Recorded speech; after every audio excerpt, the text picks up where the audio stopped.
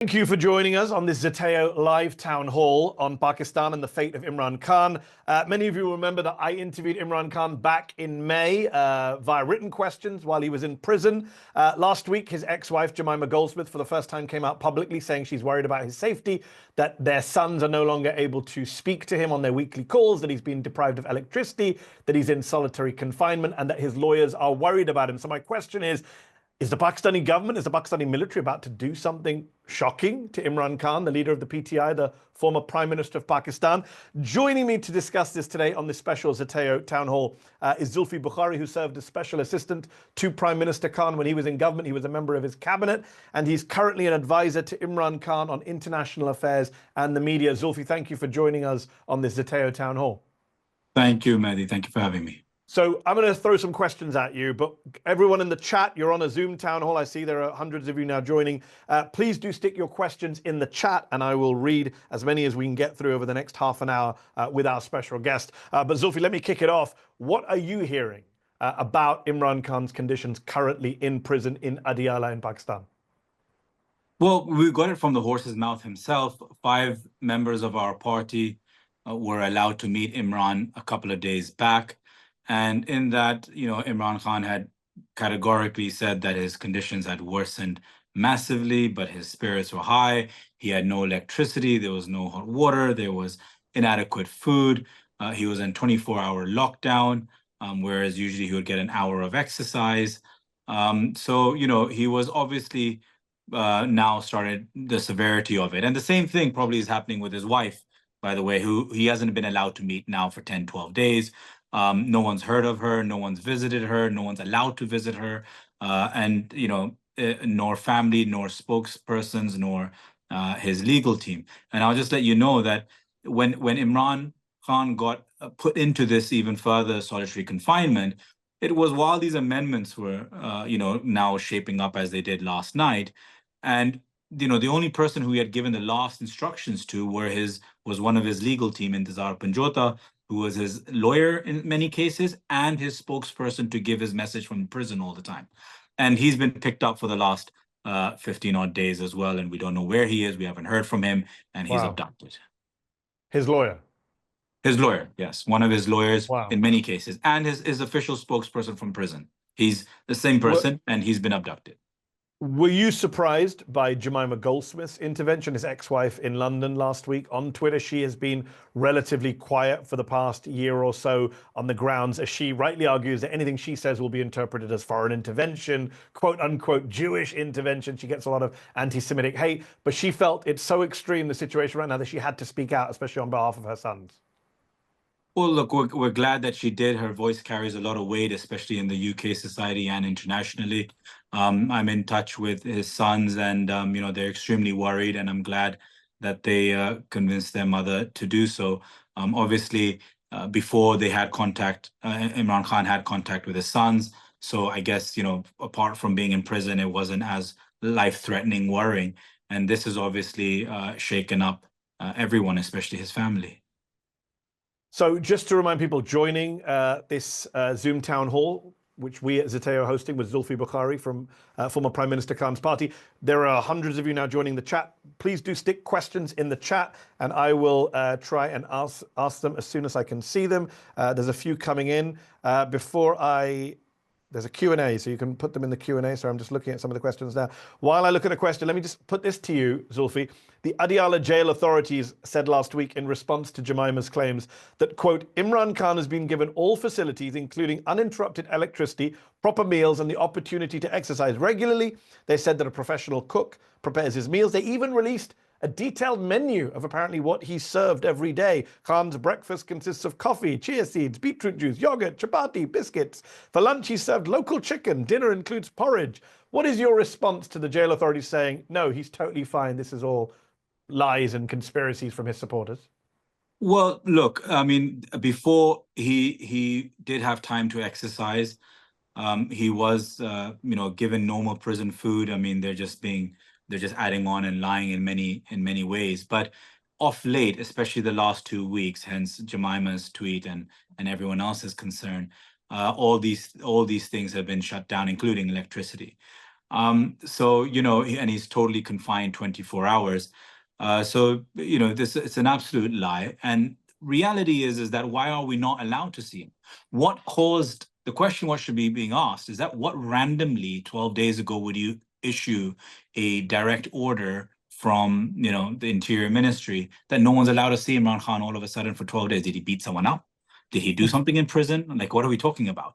How did that just all of a sudden take place? No one wants to question that. We're worrying about if he has chai seeds or not, but we're not worrying about why a prisoner all of a sudden got taken in, was allowed taken into 24-hour custody and is not allowed to see his legal team, family, or anyone from his party all of a sudden. And in the middle of the night, you pass these constitutional amendments.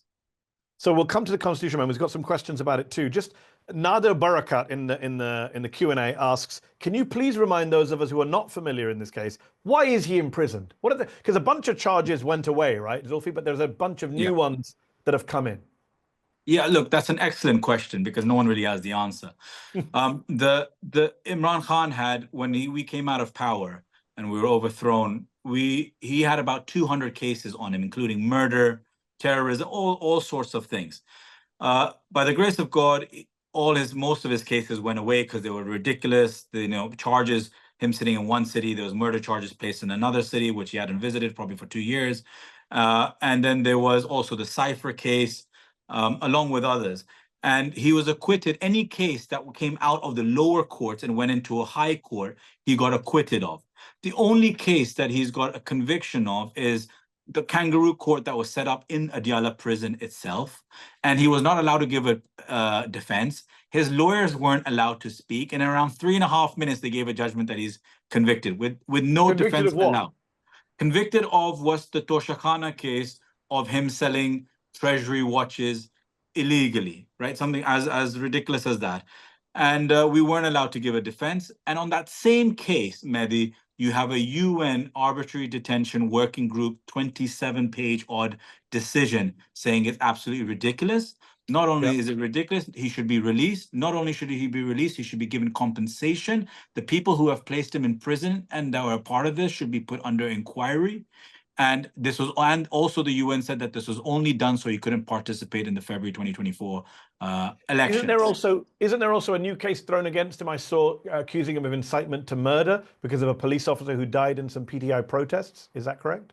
I mean, that's just a new one on it, but again, not convicted. So his conviction is only on this. And just for the gentleman who asked the question, by the way, his sentence also, because this case was so ridiculous, the sentence is suspended. So it's as bizarre as you get. He's convicted, but bail has been granted and conviction has been suspended. Bail has been granted for him and his wife, but he's not allowed to leave prison. So he's basically in prison on a remand, like we need a 7-day remand more, 5-day remand more, and a whole year plus has gone by. So he's in prison for no reason whatsoever. Isn't there also some ludicrous case about him and his wife being illegally married? Yeah, and then he ended up winning that. One of them was that apparently him and his wife didn't marry the halal way. And then all judges, all clerics from all sects of Islam deemed that he was, the court deemed that he was, and that case came out as well. And Amnesty International, Mehdi, just I think a week or two ago, also just released a whole document and statement saying that he's illegally in prison and he should be released immediately also. So on that note, Shazad Thakur in the Q&A asks, what if any next steps are there for Imran Khan in terms of his legal battles? Well, his legal battles, obviously yesterday was a big blow because, the independence of judiciary was basically clipped and taken away yesterday. However, in a way, we actually want the conviction so that we can appeal in the higher courts. If everything remained sane within the judiciary, we know he would get relief and acquitted in all his cases as soon as they go to the high and then the Supreme Court. So we actually want the cases to be heard. But the only case that he's convicted in is not being heard. Our appeal is not being heard. It's just thrown away. Whereas cases that they want to go against him are being heard daily on fast track. So you mentioned the amendment. A lot of questions, a lot of people are asking about, is the judiciary free and fair? So let's take a question from one's here. I just saw it. Usman Sethi says, what does the future of Pakistan look like with the current 26th amendments being put in place. Can you break down what's going on with the judiciary and these constitutional amendments for our viewers? Yes, I will. Basically, the establishment and the government, primarily the establishment using the government, wanted to pass this constitutional amendment, which the first one was very draconian, and it had things like military court in it. It had the chief of army staff's, unquestionable extensions in it. It had, basically it was done to basically rip apart or dismantle PTI further. And then, we rallied against it. We got a few allies with us, and now they passed a softer version eventually last night at 4 a.m. The Senate and the Assembly was miraculously open at 4 or 5 a.m. in the morning, started around 11:30 at night. But what it's done is that basically it's ripped apart the independence of the judiciary, because now they've made a 12-member committee, which consists of 8 MNAs, member of National Assembly, and 4 senators, which will be 2/3 government, people, and they will then select the Chief Justice. They will then help create the bench. So what that does is that effectively your judiciary is subservient to the executive, because whatever the prime minister and his government now wants, that committee will get the judge to do. It will no longer have the vigor or the resistance to stand up against it. Otherwise, they won't be part of this prestigious bench and they'll never be Chief Justice. So now whatever law they want passed, whatever case they want going their way, if I put a case up against the government, I expect my judiciary to hear it independently. But now the government's ministers, the law minister, and everyone are picking the judges who are going to be hearing the case that I'm putting against the government. So they'll never go anything anti-government anymore. So it's basically clipped, the judiciary altogether. It sounds very much like the US system currently, where you can pick your own judges if you're a former president on trial. Uzma Danish asks, why is the PTI not going to the International Court of Justice, taking international routes, given this 26th Amendment, given Pakistani courts are heavily compromised? Can this be done ASAP? Look, we have gone to the UN when it came towards his detention. Recently, we went to the special repertoire in the UN as well due to torture. Because don't forget, what they're doing to Imran Khan comes under the laws of torture, basically, of how they're treating him in prison. It's not necessarily physical, but the fact that you're going against prison laws, it ends up becoming torture according to international law. So we are going to the International Court of Justice. I mean, the lawyers are looking into it, but usually, like you saw in the case of Palestine, South Africa, when you have to have a country can only go to the ICJ. Independent can't, a party can't.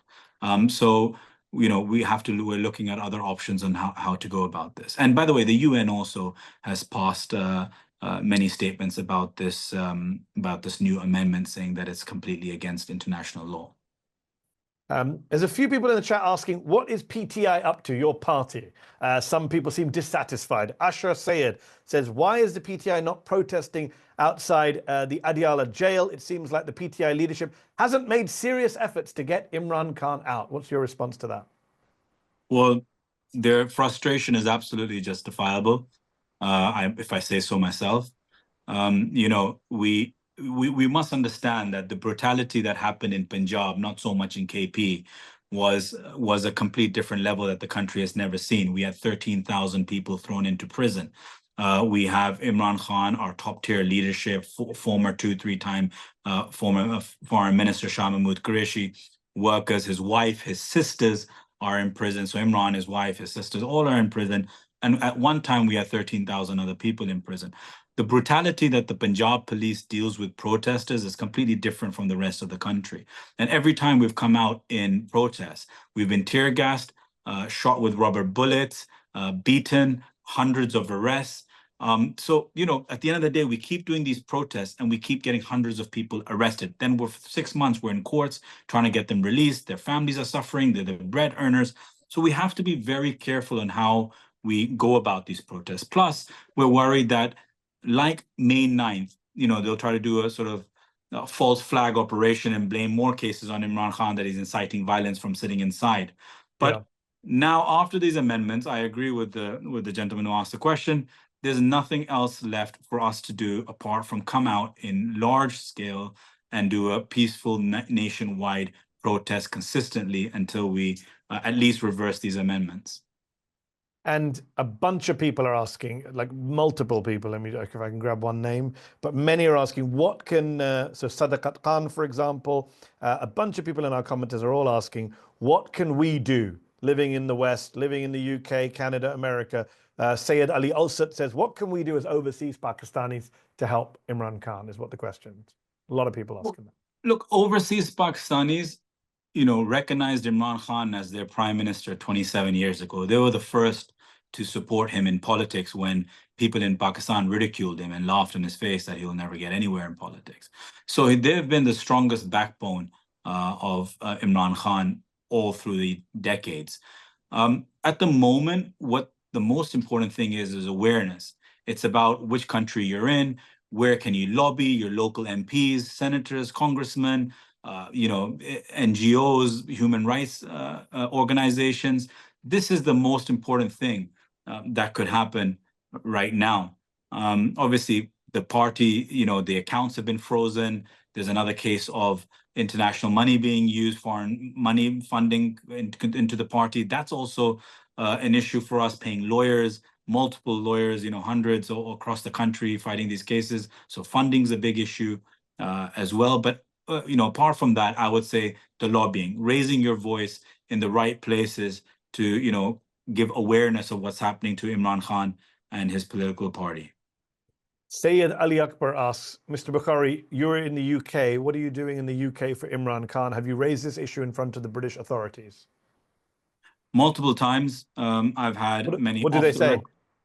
Well, quote unquote, as long as there's a veneer and a very high, well, as far as you go internationally for foreign relations, as long as there's a veneer of democracy, it works unfortunately, for the West. And that's what the sad bit is that countries like UK and the US who champion democracy, talk about it all the time,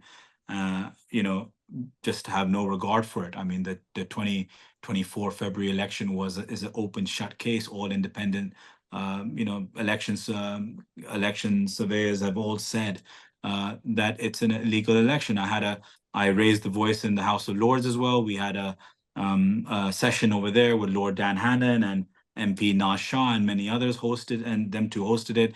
Lots of MPs and lordships showed up, and we raised it and we told them everything. A lot of them were shocked at what's happening. But the point is that what are we going to do about it? No one wants to do anything about it. They want to say, "Oh, that's really sad. We feel really bad for Imran," but no one wants to go further than that. A few people have mentioned the Oxford Chancellor race. Yeah. What's the latest on that? We published a piece from Lord Hannan, the Conservative PM, making the case that Imran Khan should not just be considered eligible to run for Chancellor of Oxford University, where he famously studied and played cricket, but would make a good Chancellor. What is the latest on that? Can he run from prison?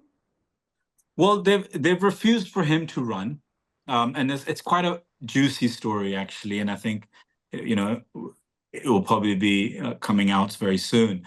They refused for him to run without giving an adequate reason. There's 4 conditions in which you're not allowed to run as Chancellor, and apart from fit and able is one of them. I think the 4th one, and we have a matrix chambers, which is the top chambers in UK. We've got a Casey Helen who's given an opinion that Oxford University has totally misread this, and there is no way that Imran Khan is not eligible to run for this chancellorship.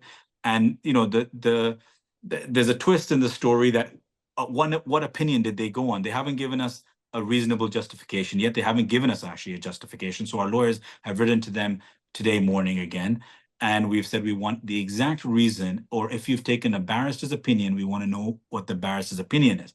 The funny thing is that there's someone from the media sent me a screenshot from a barrister's opinion that they had taken, and it was from the same chamber, and it said that Imran Khan, due to his conviction in Pakistan, may not be eligible is unlikely to be eligible to run for the chancellor. Now the question is that who paid for that opinion? Because the company that's coming up for that payment is a company that was formed just in September, and no one knows what it is. It's got no directors on Company House. It's an anonymous company. So I went to the same chamber and got a KC from that chamber to give me a full-fledged opinion.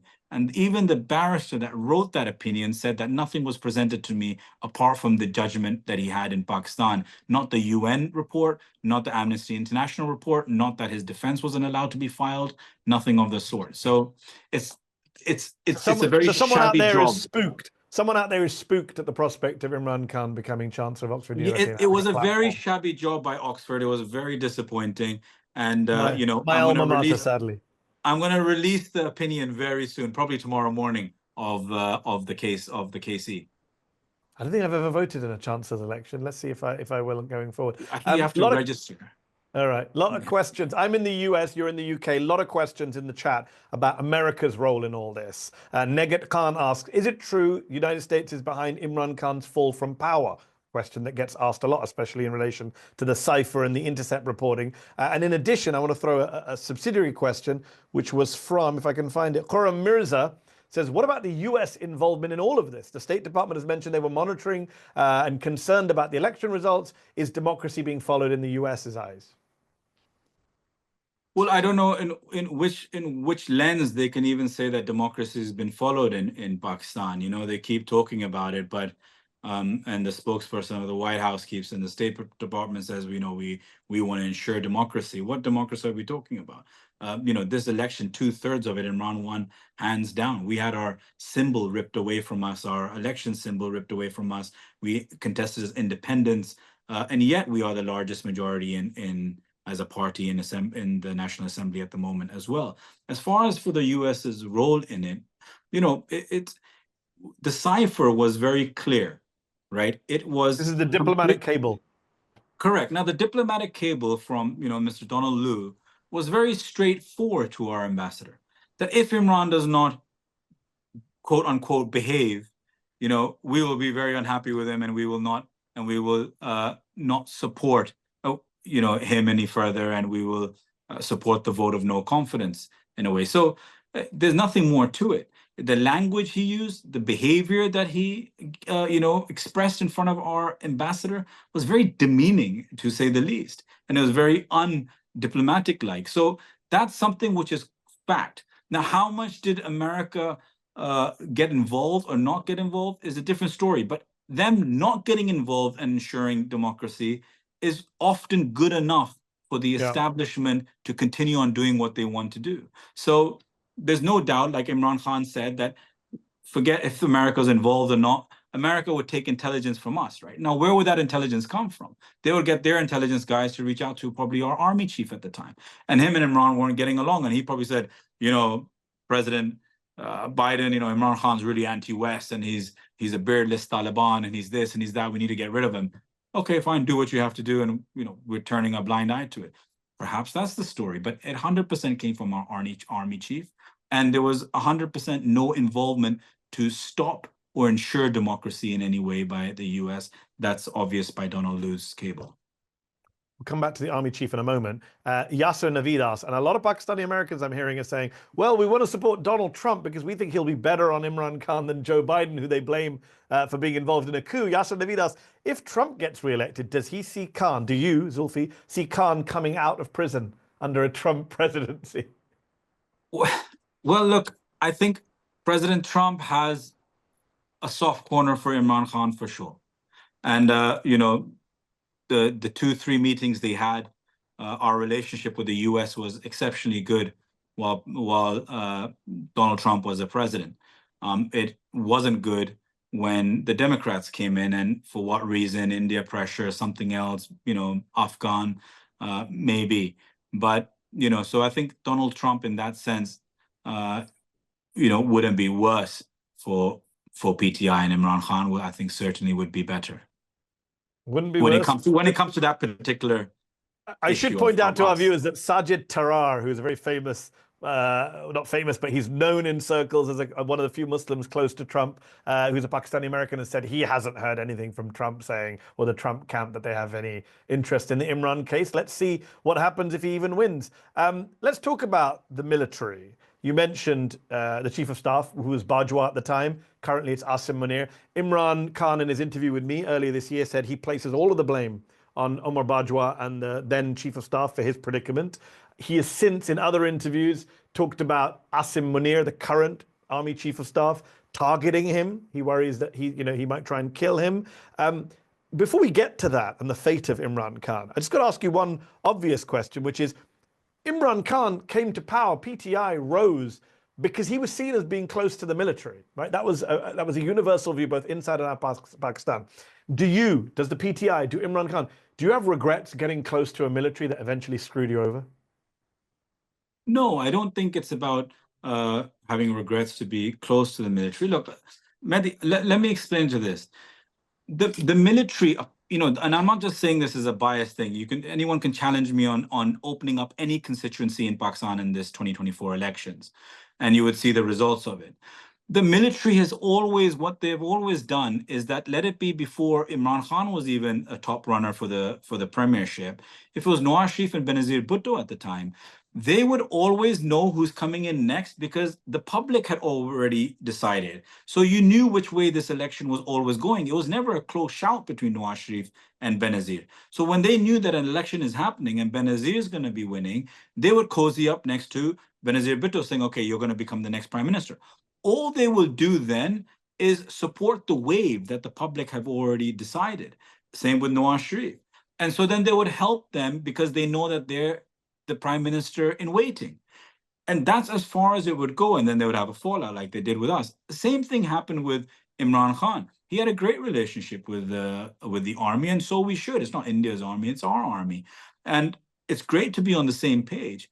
The problem is that when we just try to hijack or overstem ourselves in different spaces, that's where the differences become. Either you roll over and you say, sure, run my prime minister office for me, or you take a stand. The minute you take a stance, you're in conflict with each other. And that's really what happened with Imran. The military has never rigged an election the way that they have this time. Even till 5 a.m, PTI was winning, and the army chief was in disarray. He didn't know how to do it. And then the DGISI at the time just had to clamp down, shut election results. Some results came 3 days later. I mean, it was as ridiculous as that. So this time has just been smashing up people, beating them up, throwing them in jail, imprisoning them. But to answer my question, no regrets about your relationship with the military when it was good? Look, when the demographic where Pakistan is, you cannot have a successful running government without having good ties with the military. Good ties doesn't mean that you let them run your ship. Good ties means that you have to work together because of the neighborhood and the way that Pakistani military is entrenched in all of walks of life. It's like 40% of the private sector, let alone your borders around Iran, India, China, Afghanistan. It's also the biggest player in the private market. I guess some might say, how does that change unless you have a civilian prime minister who's willing to stand up to the military? Quick question. Nadia Parach asks, has the US ambassador in Pakistan met Imran Khan in jail? No, he hasn't. Although there's been congressional hearings of congressmen requesting him to, and he should, well, if he should or shouldn't, I don't know. That's his choice. But he hasn't. How about foreign leaders? Do they allow foreign leaders like your Anwar Ibrahim types to visit Imran in prison? Well, Anwar Ibrahim requested to meet Imran Khan, and he was refused, or it was just delayed, and then we arranged for him to see us, as in PTI top tier leadership.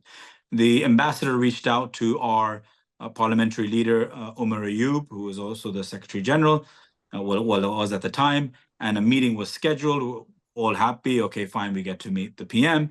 And the meeting didn't take place, and lost in sort of somehow organizational and logistics, but ended up not meeting him. But Anwar Ibrahim, Prime Minister Anwar Ibrahim, did request to meet Imran Khan in prison, and he wanted to meet our party, but unfortunately they blocked it. Okay, we're almost out of time. Last question, perhaps the most important question of all, from Haris Mahmood, and I'm going to add a rider to it. Haris asks, what is the ultimate risk in your view of Imran Khan being tried in a military court? And I'm going to add the question to that is, and what is the risk, therefore, of the military executing him, Sophie? I think now with these amendments, I think this is just the beginning. I think because these were the hardest amendments to pass It took a while. And yes, it's a much more watered down amendment, but it's still very dangerous. And I will say on your show, and so that it's on record, that now you'll see the 27th Amendment coming soon, 28th Amendment coming soon. And I know that somewhere along the line will be military courts. And that's a real fear for us. And Do it's you not only believe? Do you believe the military ultimately wants to kill him, as Zulfikar Ali Bhutto was executed in the late 70s? They want to execute this former prime minister. Well, he was shot 3 times in the leg. You know, God saved him. It wasn't just a brush anywhere. It was 3 shots in the leg, and he survived. And he miraculously survived that. I think the military didn't want, or the establishment, the top three. When we say military, I don't mean the whole military, just the top, 2-3 people. I think if they want him dead, is only because they can't suppress him. They miscalculated badly, thinking we'll throw him in prison, throw away the key, and no one's going to come out for him, and no one's going to speak about him in the next month or so. This is what they were told, but they didn't realize this is not, even Zulfikar Ali Bhutto for that matter, didn't have the popularity at the time that Imran Khan has. They've, in actual effect, they've made him into a messiah, sitting in prison. He's become like the Pakistani Mandela in a way. He wasn't as popular as this until they overthrew him. He became popular after they overthrew him, because when you're in government, people were feeling inflation and so on and so forth and other things. And now they've made him more popular. I don't think they have the answer how to suppress his popularity. And one of the ways to do that is, unfortunately, another assassination attempt. We will have to see what happens. Zulfi Bukhari, thank you so much for taking time out to join the Zeteo Town Hall to talk about Imran Khan's situation. Thank you all. I'm looking at the hundreds of you in the chat. Thank you for joining at home and for asking your questions. Sorry, we had dozens and dozens of questions. We got through as many as we could. Appreciate you asking your questions. Please, if you're not a paid subscriber, do become a paid subscriber to Zeteo. Support our work and our journalism. Zulfi Bukhari, thank you again for your time. Thank you so much, Mehdi. Appreciate it. Thank you, everyone. Bye-bye. Did you like this video? Don't forget to subscribe to this YouTube channel and turn on notifications. For exclusive content and to support our independent, unfiltered journalism, head over to zeteo.com. Your support matters.